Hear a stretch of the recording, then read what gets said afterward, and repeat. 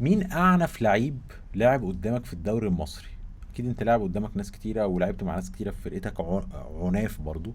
مين كان عنيف قوي؟ يعني اتقال مثلا على ايمن سعيد، اتقال على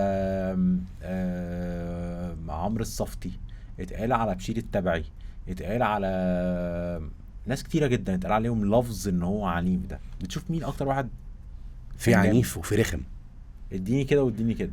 العنيف وائل جمعه. اعنف واحد. اه لا وائل صعب يعني. وائل يعني عارف لو انا مش هطلعك سليم. ياه. يعني الدخله يا ايه هاخدها يا هترقصني هخلي شكلي وحش هعورك يعني.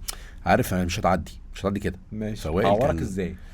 اي حاجه بقى، ايد بقى رجل اي حاجه اي حتى في حاجه التمرين. والله. اه ولو وائل مثلا وائل انت عنده لعبت حاجه بقى. ضده؟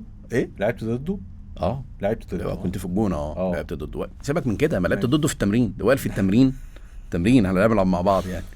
ويبقى حظك بقى الكويس ان هو مثلا حاسس ان هو بره الفرقه. امم. يا نهار اسود. هيدي جامد ها. جامد. وكان وقتها مانو جوزيه يقول لك انا ماليش دعوه، التمرين شغال. تصرفوا مع بعض ماليش دعوه، اللي يضرب. انا على فكره بعمل ده في التمرين. بجد؟ اه والله.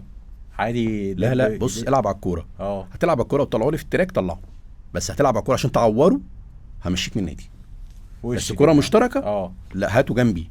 فاهم عادي. ايا كان لعيب اساسي مش اساسي ده انا بقى لازم يعلى رتم التمرين اوكي عشان هو ده اللي بروح بيه. حلو. فكان بدوس بسيب. ماشي. وبعدين في اوقات بتشد وهاند بول وما بصفرش. خلي الدنيا تمشي بسرعه ماشي بنفس عشان الريتم. الصفاره دي مش عايز الدنيا تهدى صح جدا. وهو أيوة. يتنرفز فيروح ياخد أيوة. يعني. الحاجات دي مهمه. وائل بقى كان فرصته بقى فرصه ذهبيه. جامد ها. طبعا. وانت كنت سريع فايه وائل الموضوع ما بيحبش يترقص. ماشي. دي مشكله بالنسبه له. فوائل كان شخصيه صعبه. الصفت رخم جدا. رخم مش عنيف. لا رخم يعني. في رخم ده اللي هو ايه بقى؟ اللي هو يشدك رخم ده يقعد يشد فيك يرخم عليك يضايقك يقرصك مش عارف ايه الحاجات اللي هي اللطيفه دي اللي هي ضوافر بتخربش. شوقي السعيد كان شوقي السعيد كده برضه. شوقي برضه نفس الحكايه. عمرو صفتي وشوقي سعيد كان طلع عليهم الموضوع ده. كان عندهم الحاجات دي زي في لعيبه في شمال افريقيا كانوا كده. بتلعب الاهلي يلعب مثلا في تونس او يقرص بقى وكده طبعا. وهيموكلار مثلا بتاعت اسكندريه يحطه في عينك عادي وبين الشوطين. والله. لا كان بيحصل حاجات كتيره طبعا. الحاجات دي موجوده يعني.